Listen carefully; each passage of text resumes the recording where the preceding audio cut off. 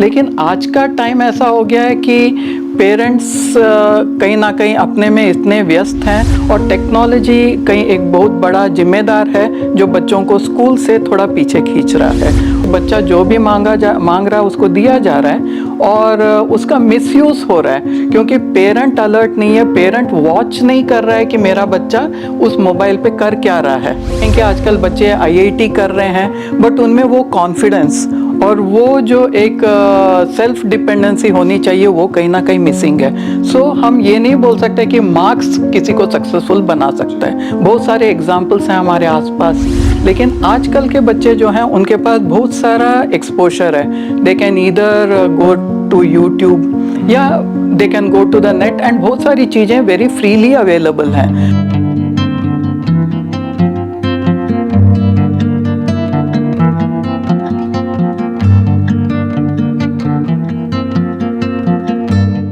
नमस्कार, मैं Yashvardhan उमक। Indian news के इस खास कार्यक्रम जानना जरूरी है में आप सभी का स्वागत है। जानना जरूरी है में आपके बीच में वो सारी बातें और वो सारे मुद्दे और वो सारे टॉपिक्स लेकर आते हैं जो वाकई में आपको जानना जरूरी है।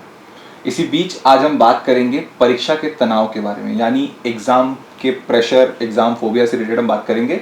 और इस बारे में हम बात करने के लिए आपके बीच लाए हैं एक ऐसी शख्सियत को जो सीबीएसई की मास्टर ट्रेनर है और जिन्हें इस एजुकेशन की फील्ड में 35 से ज़्यादा साल हो चुके हैं। हमारे बीच आज मौजूद है वीएस कल्पना मैडम। मैम, आपका स्वागत है इंडियन न्यूज़ में। नमस्कार मैम, मेरा पहला सवाल है, चूंकि आपका एजुकेशन में एक लंबा अनुभव है तो इंडियन न्यूज़ के दर्शकों को आप बताइए कि एग्जाम फोबिया होता क्यों और इतने सारे बच्चों को प्रभावित क्यों करता है। सबसे पहले तो मैं इंडियन न्यूज़ का धन्यवाद देना चाहूँगी कि इतने अहम मुद्दे पे आज इस चर्चा के लिए हम यहाँ पे हैं। एग्ज़ाम फोबिया बेसिकली अगर मैं बोलूँ तो कोई phobia, it's a more pressure बोलना चाहिए। डर तो दूर की बात है, इट्स अ प्रेशर। प्रेशर किन का? पालकों का, कहीं ना कहीं जिस विद्यालय से बच्चे पढ़ रहे हैं वहाँ का। क्योंकि आज का टाइम ऐसा है कि बच्चों को दिमाग में ये है कि अगर आप कॉम्पिटिटिव इसमें आप अव्वल नहीं आते हो तो आगे आपके लाइफ के लिए कुछ नहीं है। तो ये जब बातें बच्चों के सामने रखी जाती हैं और जिस तरीके से हम इन बातों को बच्चों के सामने रखते हैं तो कहीं ना कहीं बच्चे प्रेशर में आते हैं। आज जो परीक्षा का मुख्य तनाव है वो किस वजह से है? क्योंकि जैसा हमने बात अभी आपने बताया कि इसका पेरेंट्स को भी रहता है प्रेशर और बच्चों को भी रहता है, तो ये जो तनाव है मुख्य रूप से क्यों है इतना? मुख्य रूप से तनाव इसलिए है कि अगर मैं आज से कुछ सालों पहले की बात करूं, ज़्यादा नहीं, एक 15-20 साल पहले की बात करूं अगर मैं, जहां बच्चे जो थे एक डिसिप्लिन था, बच्चों का स्कूल जाना एक इम्पॉर्टेंट एक्टिविटी बोलना चाहिए डेली का था और पेरेंट्स भी अलर्ट थे कि मेरा बच्चा स्कूल जा रहा है या नहीं जा रहा है। लेकिन आज का टाइम ऐसा हो गया है कि पेरेंट्स कहीं ना कहीं अपने में इतने व्यस्त हैं और टेक्नोलॉजी कहीं एक बहुत बड़ा जिम्मेदार है जो बच्चों को स्कूल से थोड़ा पीछे खींच रहा है। और क्योंकि बच्चे स्कूल पे रेगुलर नहीं हैं, क्योंकि उनका जो एजुकेशन जो है डे टू डे अगर उनकी पढ़ाई नहीं हो रही है तो कहीं ना कहीं at the end of the day जब एग्ज़ाम आता है तो प्रेशर इज़ ऑलवेज देयर क्योंकि they are not prepared for it. आपके इस सवाल जवाब से मुझे ऐसा लग रहा है कि क्या माता पिता जो बच्चों के हैं वो कम सक्रिय हो गया, मैं कहूँगा कम एक्टिव है बच्चों के एजुकेशन को लेके? जी हाँ, एकदम सही। क्योंकि आजकल माता पिता के पास वो टाइम नहीं रहा। अगर हम एक जनरल बात करें, ज़्यादातर आजकल पेरेंट्स हो, उनका टाइम हो या बच्चों का टाइम हो, it is more on the mobile. ज़्यादा टाइम मोबाइल पे रहता है बच्चों का। और बच्चा भी अगर बोल रहा है, स्पेशली आफ्टर द पैंडमिक जहाँ बच्चों का हमने ऑनलाइन क्लासेस चालू किए हैं, तो बच्चे भी कहीं ना कहीं अब मैनिपुलेटिव हो गए हैं कि पढ़ाई के नाम पे मोबाइल, एंड पेरेंट भी उस चीज़ को नकार नहीं पा रहा है क्योंकि आजकल हर घर में एक का दो बच्चे हैं तो पेरेंट पे भी प्रेशर है कि हमारा बच्चा कुछ ना कर ले। तो इसका देखा देखी क्या है कि बच्चा जो भी मांग रहा है उसको दिया जा रहा है और उसका मिसयूज हो रहा है क्योंकि पेरेंट अलर्ट नहीं है, पेरेंट वॉच नहीं कर रहा है कि मेरा बच्चा उस मोबाइल पे कर क्या रहा है। अगर पेरेंट अलर्ट है एंड पेरेंट इतना एजुकेटेड, वर्ड तो बोलना शायद सही नहीं होगा, जहाँ पेरेंट सिंसियर है अपने बच्चों के लिए, वहाँ पे ऐसे चीज़ें शायद हमें देखने को नहीं मिलेंगी। आज की डेट में मींस ज़्यादातर करके पेरेंट्स स्कूल पर थोप देते हैं। हाँ, तो पेरेंट्स की भी एक जिम्मेदारी बनती है कि वो अपने बच्चों के प्रति उस चीज़ को करें। चूंकि मैम जैसा आपने कहा कि आज के जो बच्चे हैं तो क्या हम अगर कंपेयर करें थोड़ा सा जो पिछली जनरेशन थी और आज की जो जनरेशन है, क्या इसमें ये देखा जा रहा है कि बच्चे आज के बच्चे ज्यादा प्रेशराइज महसूस कर रहे हैं? देखिए, प्रेशर तो उस समय भी था, रैदर मैं बोलूँगी प्रेशर उस समय ज़्यादा था, क्योंकि उस समय बच्चों के सामने केवल एक ही था कि भाई हम पढ़ेंगे नहीं तो आगे क्या। जबकि आजकल विकल्प जो हैं बहुत सारे आ रहे हैं, and specially with the new education policy जो आया है, इम्प्लीमेंट जो हो रहा है हमारे साथ, तो काफ़ी सारी स्कोप्स हैं बच्चों के लिए। बट प्रॉब्लम कहाँ पे है कि जो बच्चा हमारा प्री प्राइमरी में आ रहा है, उसका जो एक पढ़ने का जो इंटरेस्ट है कि पढ़ाई की और जो रुझान है, वो कहीं ना कहीं मिसिंग है। अगर उस स्टेज में हम बच्चों को हम कैसे भी इस सिस्टम में ले आ सकते हैं, तो वहाँ से बच्चा थोड़ा सीरियस हो जाता है। उसको बेसिकली समझना क्या है कि एजुकेशन का इम्पोर्टेंस क्या है। It is not about scoring marks, it is not about कि फर्स्ट आ रहे हैं या सेकंड आ रहे हैं, या ये मेरा आगे जाके मेरे को ये एक कैरियर अपॉर्चुनिटी है। नहीं, why I should be educated, सबसे बेसिक अगर वो चीज़ बच्चों के समझ में आ जाए, I think so things will be easier. Means बच्चों को पहले ये जानना जरूरी है कि एजुकेशन का महत्व क्या है, इंपॉर्टेंस क्या है अपनी लाइफ में, rather than स्कोरिंग मार्क्स। जैसा मैंने बताया कि आप 35 साल का आपको लंबा अनुभव है, तो आपने बहुत बच्चों को आपके आंखों के सामने से गुजरते हुए देखा होगा, सक्सेसफुल भी अपने किसी फील्ड में होंगे, कोई नॉर्मल भी होंगे, मध्यम भी होंगे। तो एक जो आपने मार्क्स की बात की, मार्क्स कितना इंपॉर्टेंस रखते हैं बच्चे के लाइफ में? देखिए, मार्क्स मेरे हिसाब से तो अगर आप पूछेंगे, मैं सक्सेस अगर वर्ड को मैं डिफाइन करना अगर बोलेंगे, तो मैं बोलूँगी वो सक्सेसफुल इंसान है जो अपने आप को एक समाज में अपने आप को समाज के अनुरूप ढाल सके, हर फ्लेक्सिबल हो और अडेप्टेबल हो, उसे मैं सक्सेसफुल बोलूँगी। क्योंकि हम देख रहे हैं कि आजकल बच्चे आईआईटी कर रहे हैं, बट उनमें वो कॉन्फिडेंस और वो जो एक सेल्फ डिपेंडेंसी होनी चाहिए, वो कहीं ना कहीं मिसिंग है। सो हम ये नहीं बोल सकते कि मार्क्स किसी को सक्सेसफुल बना सकता है। बहुत सारे एग्जाम्पल्स हैं हमारे आसपास जहाँ में भी इंसान बहुत ज़्यादा पढ़ा लिखा नहीं है, बट आज वो एक बहुत सक्सेसफुल बिजनेसमैन है, या सक्सेसफुल अपने जो भी कर रहा है उसमें सक्सेसफुल है। जी। क्या मैम, आज का जो करंट एग्जाम सिनेरियो, जो करंट एजुकेशन सिस्टम है, वो कहीं ना कहीं ज़्यादा उस वजह से बच्चे प्रेशराइज कर रहे हैं, या पहले का हार्ड था या आपका हार्ड है? देखिए, एजुकेशन जो पहले था वही आज भी है, क्योंकि अगर मैं टॉपिक्स की बात करूं, करीब करीब बराबर हैं, कोई ज़्यादा उसमें चेंजेस नहीं है। हाँ, फ़र्क कहाँ पे आया है अगर आप पूछोगे, तो पहले बच्चे जो थे they were more dependent on the school and the teachers. लेकिन आजकल के बच्चे जो हैं उनके पास बहुत सारा एक्सपोजर है। They can either go to YouTube या they can go to the net, and बहुत सारी चीज़ें वेरी फ्रीली अवेलेबल हैं। तो वो जो सीरियसनेस होना चाहिए बच्चों को, वो चीज़ मिसिंग है। सीरियसनेस कहीं ना कहीं मिसिंग है। चूंकि हम एग्जाम के प्रेशर के ऊपर बात कर रहे हैं, तो ये एग्जाम का जो प्रेशर है, बच्चे इससे क्या बच सकते हैं या इसको कंट्रोल कर सकते हैं, या इसमें कितना एक अहम भूमिका पेरेंट्स और टीचर की भी है? देखिए, इसको अगर बोलना चाहिए, हम यूजुअली बोलते हैं कि parent, teacher and the student, they form a triangle. अगर हम बोलें टॉप वाला एंगल बच्चा है, तो नीचे के दो जो कॉर्नर्स हैं, that is one is the parent and the school. जब बच्चे को समझ आएगा कि मेरा पेरेंट भी मेरे स्कूल में उतना ही इंटरेस्टेड है, तो बच्चा मोटिवेट होता है कि नहीं यार, मेरे को भी चलना चाहिए, आई नीड टू स्टडी। ठीक है, बट लेकिन आजकल हम देख रहे हैं कि पेरेंट्स अपनी दुनिया में हैं, बच्चे अपने दुनिया में हैं। दोनों का इंट्रैक्शन अगर होता है तो भी it's on a chat, WhatsApp या मोबाइल पे उनका चल रहा है। तो ऐसे में फिर कैसे होगा? सो बेसिकली हम बच्चों को ये देखें, अगर बच्चा डे 1 से फोकस्ड है, नोस की मेरा लक्ष्य क्या है, मेरा एम क्या है, अगर उस पे वो बच्चा वर्क कर रहा है, तो लास्ट मिनट एग्जाम प्रेशर का तो सवाल ही नहीं उठता है। मैम, क्या इसके लिए एजुकेशन सिस्टम भी जिम्मेदार है? क्योंकि हमने देखा है क्लास 8 तक आप बच्चे को प्रमोट करते रहते हैं जी, और 9th के बाद यू हैव टू, उनको पास या फेल होते हैं वो, उनको इधर वो फेल हुए तो क्लास रिपीट करना पड़ता है। तो क्या जो एक आदत में उनके शुमार हो जाता है, मैं कहूँगा कि हमें तो चलो 8 तक तो कोई फेल नहीं कर सकता, तो क्या इस वजह से बच्चों का जो पढ़ने का स्तर है वो कम हो गया है, और फिर जैसे ही 9th में जाते हैं तो उन्हें प्रेशर आता है? देखिए, ये हो सकता है, बट पूरी जिम्मेदारी मैं इस बात के लिए नहीं दूंगी। कहीं ना कहीं पालकों का भी बच्चों के साथ एक संवाद बना के रखना जरूरी है, और टाइम टू टाइम वो स्कूल से भी ये संवाद बनाए रखें कि क्या मेरा बच्चा सही चल रहा है, क्या उसको कोई प्रॉब्लम्स महसूस हो रहे हैं, या कई बार ऐसे होता है कि कई चीज़ें बच्चा जो है स्कूल में शेयर नहीं करता, पेरेंट्स को शेयर करता है, तो कम से कम पेरेंट्स आके स्कूल्स में चर्चा करें, देखिए बच्चों को ये प्रॉब्लम है, आप कैसे हेल्प कर सकते हैं।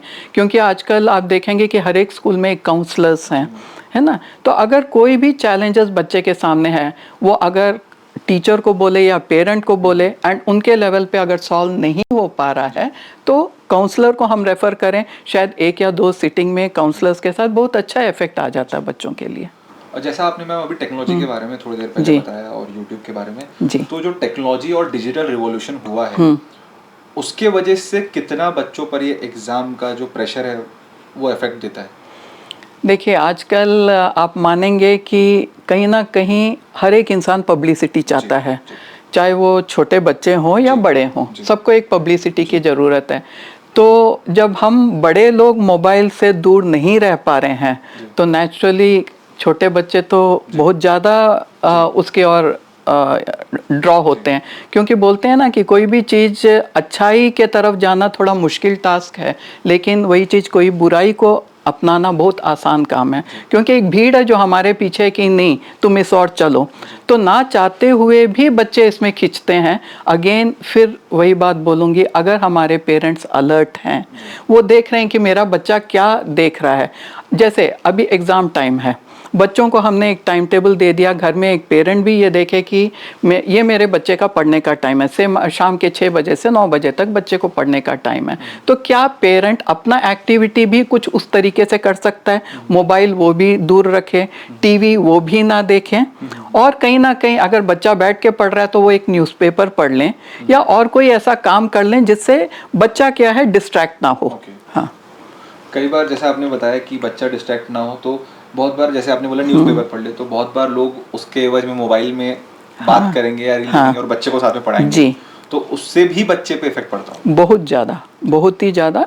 और दूसरी बात जो प्रेशर की जहाँ बात करते हैं हम, वो ये है कि कंपैरिजंस जो हैं कुछ ज़्यादा बढ़ गया है। कोई भी पेरेंट ये मानना नहीं चाहता है कि मेरे बच्चे जो परफॉर्म करेंगे वो उसके एबिलिटी के अनुरूप होगा। हमें ये चीज़ समझना है कि एक परिवार में बेशक 2 बच्चे हैं पर दोनों का एबिलिटीज अलग है और उनको उनके हिसाब से ग्रोथ या उनके हिसाब से वो अपना एम करें, अपना गोल सेट करें। बट वो ना हो के आज हम देख रहे हैं कि चाहे वो स्कूल्स हो या घर हो, पेरेंट्स हो या टीचर्स हो, कहीं ना कहीं वो कंपैरिजन सामने आता है, और जब कंपैरिजन सामने आता है तो प्रेशर बिल्डअप होता है। तो इसलिए मैं हमेशा बच्चों को यही बोलती हूँ, कम्पीट दूसरों से नहीं, अपने आप से करो। कि लास्ट ईयर मैंने 60% स्कोर किया, चलो मेरा इस साल का टारगेट 70% हो, तो कंपैरिजन मैं अपने आप से करूं, अपने आप को चैलेंज करूं और अपने बेस्ट पोटेंशियल को मैं प्राप्त करूं।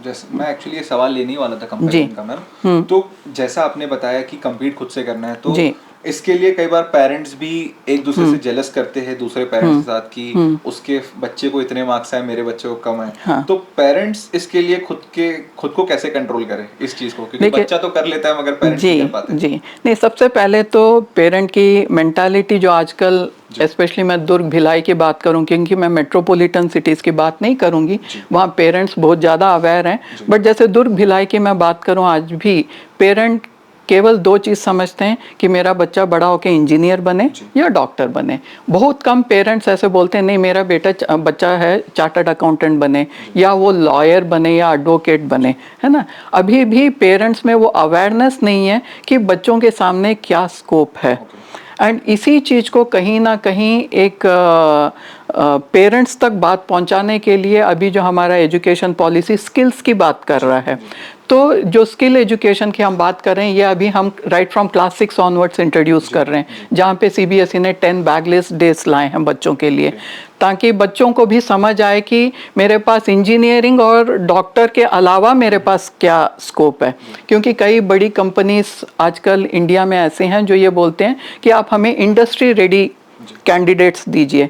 तो अगर बच्चों को पहले से वो एक्सपोजर मिले तो बच्चों को उस समय समझ आएगा कि इवन आगे जाके कोई प्रेशराइज भी करे तो बच्चे के सामने ऑप्शन है कि नहीं मैं ये भी कर सकता हूँ, ये भी कर सकता हूँ। साइंस पढ़ के क्यों ओनली इंजीनियरिंग या डॉक्टर, मेरे पास बहुत सारे ऑप्शंस हैं उसके लिए।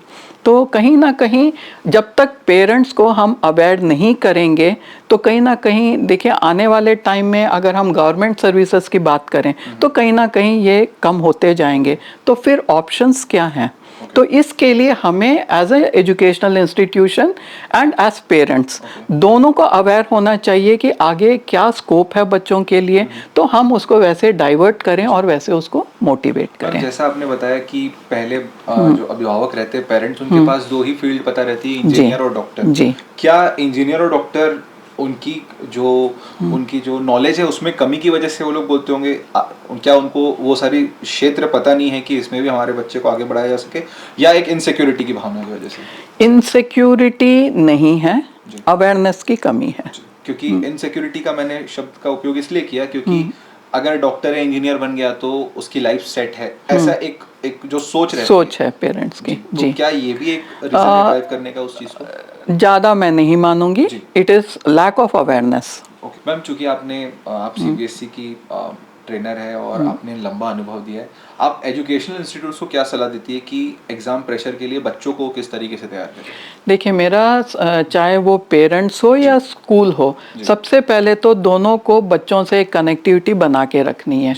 और जहाँ तक स्कूल के स्पेशली सब्जेक्ट टीचर्स का सवाल है, वो इंश्योर करें कि बच्चों से एक कम्युनिकेशन बना के रखें। हो सके तो बच्चों को 1-8 घंटे बुला लें, जैसे नेक्स्ट पेपर जो भी है बीच में 3 दिन 4 दिन का जो गैप आता है उसमें हम बच्चों को बुला लें, उनसे पूछ लें, या टीचर्स ये बोलें कि नहीं आपको जब भी कोई डाउट है कॉल कर लो, I am there for you. Just एक सिक्योरिटी कि I am not alone in this, मेरे साथ लोग हैं।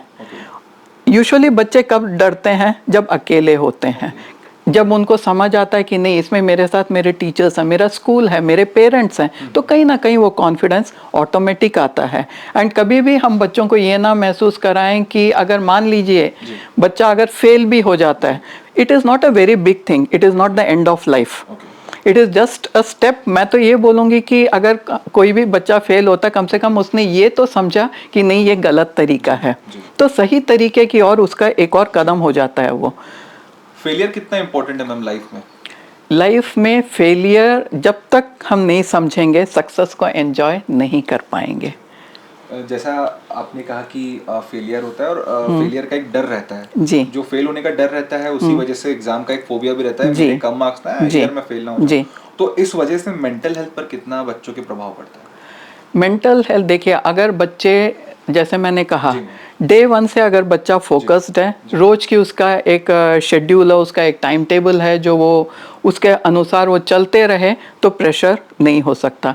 प्रेशर कब आएगा? जब मालूम है कि कल एग्ज़ाम है, 1 हफ्ते बाद एग्ज़ाम है और मैं प्रिपेयर्ड नहीं हूँ। तो ऐसे बच्चों के लिए मैं केवल ये बोलूँगी कि जितना भी आपका प्रिपरेशन हो चुका है, मान लीजिए आपके पास 15 टॉपिक्स हैं, आपके केवल 5 टॉपिक तैयार हुए हैं, नए टॉपिक्स को मत उठाइएगा, जो टॉपिक्स आपने किए हैं उस पर वर्क करिए। एंड क्योंकि सेशन के स्टार्टिंग में ही स्पेशली बोर्ड क्लासेस की बात करूं मैं, तो सभी टीचर्स ये बताते हैं कि हर एक चैप्टर का कितना वेटेज है। अगर वेटेज के हिसाब से बच्चे अपने आप को प्रिपेयर करें तो बहुत हद तक ये प्रेशर से निकल सकते हैं। और दूसरी बात, एक तो ऑलरेडी हमारे पास प्रेशर है कि हम प्रिपेयर्ड नहीं हैं, अपने आप को जितना हो सके मोबाइल और टीवी से दूर रखिएगा और टाइमली एटलीस्ट 7-8 घंटे की अच्छी नींद लें, और हो सके तो have a good diet, specially क्योंकि हम देखते हैं गर्मी में बोर्ड एग्जामिनेशन का टाइम ऐसा है जब ज़्यादा हमें देखने को मिलता है chicken pox and measles, mumps. तो बच्चे ये सब चीज़ को इस चीज़ से दूर रहने के लिए अपना हाइजीन, क्या खा रहे हैं, कैसे जगह से खा रहे हैं, इस सब चीज़ों पे ध्यान दें एंड फोकस रहें। देखिए examination is not the end of everything, ठीक है? एग्जामिनेशन तो डेली हमारे लिए एक चैलेंज है, हम कोई भी फील्ड में हों, चाहे वो बच्चे से लेके एक 90 ईयर ओल्ड तक, every day is a challenge. तो लेट अस फेस एग्जामिनेशन को भी as a part and parcel of life. It is not something कि अचानक कुछ होने वाला है, कुछ नहीं है। आज जैसे मैं स्कूल जा रही हूँ, आज मैं अपने स्कूल में एग्ज़ाम दे रही हूँ, कल मेरे को दूसरे स्कूल में एग्ज़ाम देना। तो प्रेशर ये नहीं है, केवल फोकस रहिए, अपना जो टाइम टेबल है उसको बना के चलिएगा एंड एक शेड्यूल को फॉलो करें। मैम चूंकि अभी एग्जाम्स की आप बात कर रहे हैं तो जैसे ही रिजल्ट्स आते हैं तो बहुत बार ये रहता है पेरेंट्स का कि 11th 10th के बाद 11th में साइंस चाहिए, भले ही जी। कम मार्क्स आते हो तो भी साइंस चाहिए। तो ये जो एक थिंकिंग बन गई कि साइंस ही चाहिए, तो इसके लिए जब बच्चा रेडी नहीं होता साइंस के लिए या उसको पता है कि उसके बहुत अच्छा स्कोर वो ना कर पाए शायद 11th और 12th में, तो उसके लिए आप पेरेंट्स को क्या कहना चाहेंगे और बच्चों को भी साथ? एक चीज़ तो देखिए, मेरा ये मानना है कि 10th में मैथ्स या साइंस में कम नंबर लाना, इसका ये कोई एक बेंचमार्क नहीं है कि बच्चा इसके कारण साइंस नहीं पढ़ सकता। Point number 1। दूसरी बात, कई बार ऐसे होता है कि ठीक है बच्चे में रियली वो एप्टीट्यूड नहीं है, लेकिन पेरेंट का प्रेशर है, पेरेंट का फोर्स है कि नहीं मेरा बच्चा करेगा तो साइंस ही करेगा। तो वो टाइम पे मैं यही सजेस्ट करूँगी कि अगर बच्चा ये चीज़ अपने स्कूल में अपने टीचर से शेयर करता है तो वहाँ के काउंसलर्स हो गए या प्रिंसिपल्स हो गए जो पेरेंट्स को काउंसल कर पाएँ कि क्या ऑप्शन है, क्यों आप ये करना चाह रहे हो, आपका बच्चे का एबिलिटी ये है। अगर हम उस पर काउंसलिंग कर सकें तो आई थिंक सो कि कोई भी पेरेंट ये नहीं चाहेगा कि मेरे बच्चे का किसी भी तरह का नुकसान हो। मैम मेरा एक और सवाल है कि चूंकि एग्जाम का प्रेशर बच्चों को रहता है जी, उसके साथ साथ उनके पेरेंट्स को भी रहता है, तो वो कैसे हैंडल करे कि वो बच्चे को भी हैम्पर ना करे और खुद भी हैम्पर ना हो? जो चीज़ मैं पहले से बोले आ रही हूँ, बच्चों से कनेक्ट रखिए, बच्चे से बातचीत करिए, बच्चे की जो दिनचर्या है उसमें अपने आप को शामिल करिए। शायद ऐसा हो सकता है कि शाम का 1 घंटा चलो वॉकिंग चलें, वो एक ऐसा टाइम है जब पेरेंट भी अपने सब एक्टिविटीज़ से अलग है, बच्चा भी अलग है, एंड वो एक ऐसा टाइम है जब वो एक दूसरे से बातचीत शायद ये एक अच्छा टाइम भी होगा पेरेंट के लिए जानने के लिए कि मेरा बच्चा आगे क्या करने की सोच रहा है। क्योंकि आजकल पेरेंट्स में और डायलॉग जो नहीं है वो मिसिंग है कहीं। अगर वो डायलॉग बना रहे तो ना पेरेंट पे प्रेशर है और ना बच्चे पे। इसके लिए आजकल आप देखेंगे कई एजुकेशनल इंस्टीट्यूशंस क्या कर रहे हैं, बच्चों की तो काउंसलिंग होती ही होती है, पेरेंट्स के सेशंस चल रहे हैं कि आप घर में कैसे बच्चे को हैंडल करें, बच्चे को कैसे मेंटली प्रिपेयर करें कि बच्चा विदाउट एनी स्ट्रेस या टेंशन एग्जाम्स पे जाए। जो मैम कन्वर्सेशन वाली बात है आपने कही, बच्चों के साथ एक संवाद माता पिता का, पेरेंट्स का, तो ये जो हम देख रहे हैं कि एग्जाम की वजह से एक अच्छी अपॉर्चुनिटी है जी, मगर ये किस एज से जो पेरेंट्स हैं उनको अपने बच्चों के साथ कनेक्ट रहना चाहिए? Right from the time a child is born. क्योंकि कई बार ऐसे होता है कि वो जब ग्रोइंग अप टाइम पे अगर बच्चा देख रहा है कि मेरा पेरेंट मेरे लिए अवेलेबल नहीं है, तो एक टाइम आता है बच्चे के लाइफ में, specially when the child is an adolescent, तो जब उसका एक तो उसका हार्मोनल चेंजेस और दूसरा उसका जो बाहर जो दुनिया में वो देख रहा है वो किससे बात करेगा। पेरेंट्स ऑलरेडी आउट हो चुके हैं क्योंकि बचपन से उन्होंने उसके लिए टाइम नहीं निकाला, तो तब वो किसको अप्रोच करेगा। आजकल टेक्नोलॉजी है, that is the easiest thing for the child, या फिर अपने पियर्स जो उसी के समान आंसर्स ढूंढ रहे हैं। सो ये connect right from day 1 when a child is born, तब से आप कनेक्ट बना के चलिए तो आपको समझ आएगा कि बच्चे की जो छोटे छोटे नुआंसेस है कि मेरे बच्चे में क्या एबिलिटी है, मेरा बच्चा क्या अच्छा कर सकता है, क्या मैं बच्चे को हर अपॉर्चुनिटी दे रहा हूँ क्या या दे रही हूँ क्या। जिस दिन ये हो जाएगा आई थिंक सो दोनों साथ ग्रो हों, रैदर बोलना चाहिए parent should relive their childhood once again. ये बहुत अच्छी चीज़ है कि अगर पेरेंट्स उस चीज़ को देखें तो वो अपनी चाइल्डहुड की जो मेमोरीज है उससे कनेक्ट हो पाएंगे और जो उन्होंने शायद उनको ना मिला हो या उनसे गलतियां हुई हो उसको सुधार पाएंगे। जी जी। मैम चूंकि हम लोग ने एग्जाम फोबिया पर बात की तो मेरा आखिरी सवाल ये है कि आप क्या कहना चाहेंगी पेरेंट्स और स्टूडेंट्स को एग्जाम के लेके? मैं पेरेंट्स और खासकर बच्चों को बस यही कहना चाहूँगी, जैसे अपने प्रधानमंत्री मोदी जी कहते हैं कि ये एक पर्व है, ये फोबिया या फियर ना हो, इसको हम एक पर्व के समान मनाएं इसको, और देखें कि ये हमारे लिए एक अपॉर्चुनिटी है। क्या चीज़ का अपॉर्चुनिटी? अपने आप से compete करने का एक अपॉर्चुनिटी। तो इसको अगर हम इस दृष्टि से देखें तो हमारा हर एक बच्चा बहुत अच्छा करेगा और विजयी बनेगा। तो इस आशा और उम्मीद के साथ wishing each and every child all the very best कि सब अपने अपने परीक्षाओं में बहुत अच्छा करेंगे। Wishing everyone all the very best. Thank you. मैं आपने समय दिया उसके लिए बहुत बहुत धन्यवाद। धन्यवाद। तो ये थे हमारे साथ कल्पना मैम जिन्होंने बताया कि एग्ज़ाम के फोबिया और एग्ज़ाम के प्रेशर को कैसे डील किया जाए और कैसे स्ट्रेटेजिकली आप अपना टाइम टेबल बनाकर पढ़ सकते हैं और अच्छा स्कोर ला सकते हैं। इंडियन न्यूज़ के इस खास कार्यक्रम जानना ज़रूरी है में फ़िलहाल इतना ही। मुझे दीजिए इजाज़त। नमस्कार।